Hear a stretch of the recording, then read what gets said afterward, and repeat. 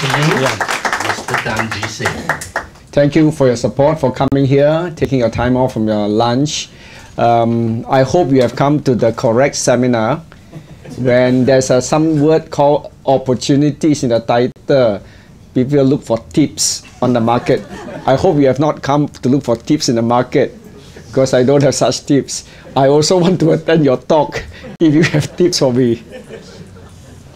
But I'm talking on a more serious topic in relation to the coming elected president. I may just, well, it's a very timely topic. I thought when it was suggested to me by several people that this would be a good time and appropriate timing too. Singapore has always depended on the outside world for its economic survival, but the external world has become less dependable, less stable, and less hospitable. It's not just this latest financial crisis that began a month ago or so in the US and Europe, or even 3 years earlier. There will be more such external shocks in future, and the Singapore economy will move up and down with them.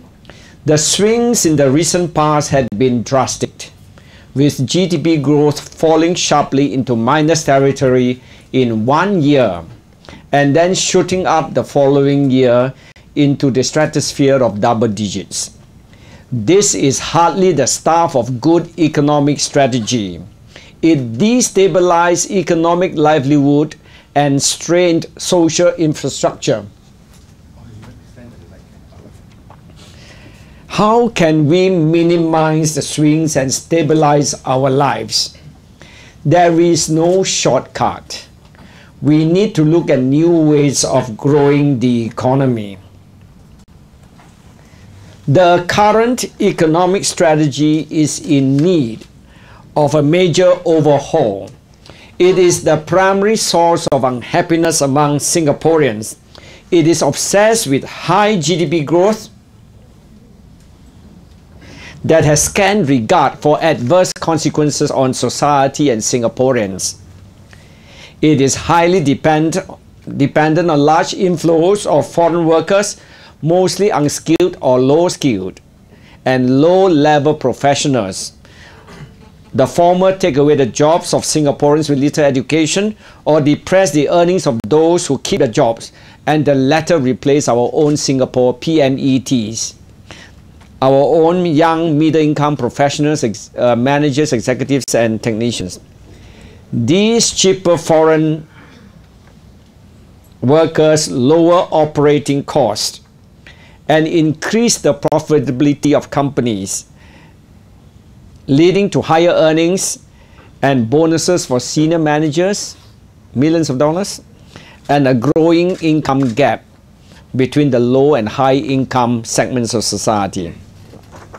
Meanwhile, Singaporeans have to put up with overcrowding in buses, trains, shopping malls, parks, and other public places. Despite being pushed and squeezed, we Singaporeans have been told to integrate with them and to accommodate their different living habits. Even our children have to compete with their children for places in schools. Much of this unhappiness has been blamed on globalization, and that Singaporeans have no choice but to live with it. But globalization alone cannot explain why we Singaporeans are so badly hit, unlike other countries, with us Singaporeans ending up as the unhappiest workers in the world, according to a recent survey of 14 countries. Singaporeans have become vocal in expressing their unhappiness, have vented much anger at the recent general election. Such public display of emotions have shown to the world that Singapore has become a deeply divided nation. Such deep division cannot continue if we are to remain a cohesive society. This division must be repaired without delay, and the nation unified forthwith.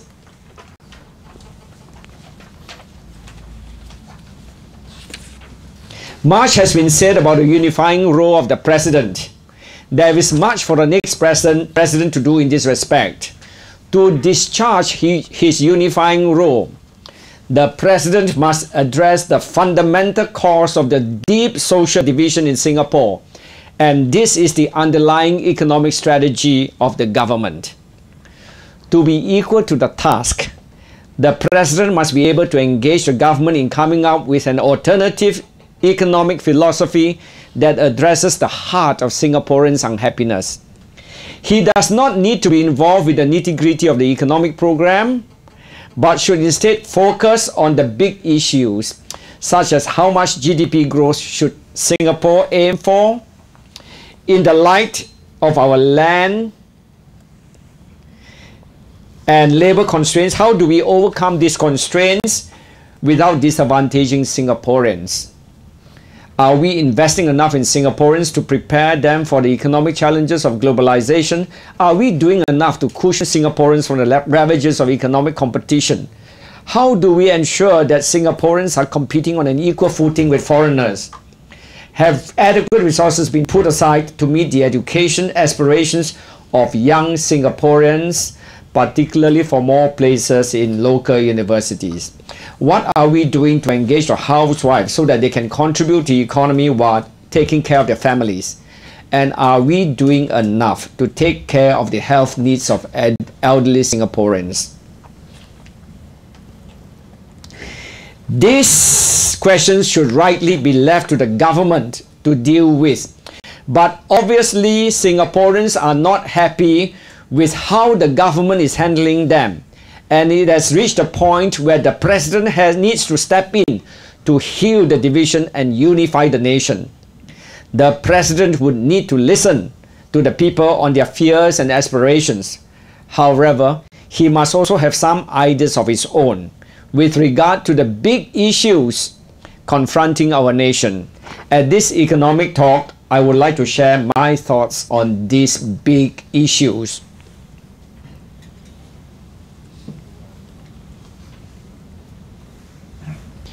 What kind of economic growth, balance with social costs, fair competition, adequate investment in education and healthcare? I am not enamored of the current economic strategy. I'm not in love with it. It has an opportunistic undertone. It assumes that it is the only viable economic strategy given Singapore's circumstances, and that there is no better strategy. Well, typical PAP behavior. All it needs to do to respond to changes in external demand for Singapore's goods and services is essentially to regulate the supply of labor. That's what the economic strategy is all about. And of course, the second component was the casino, which was what it did in the last 10 years, so that increase in foreign labor accounted for 80% of GDP growth. It was an easy, and I say lazy option.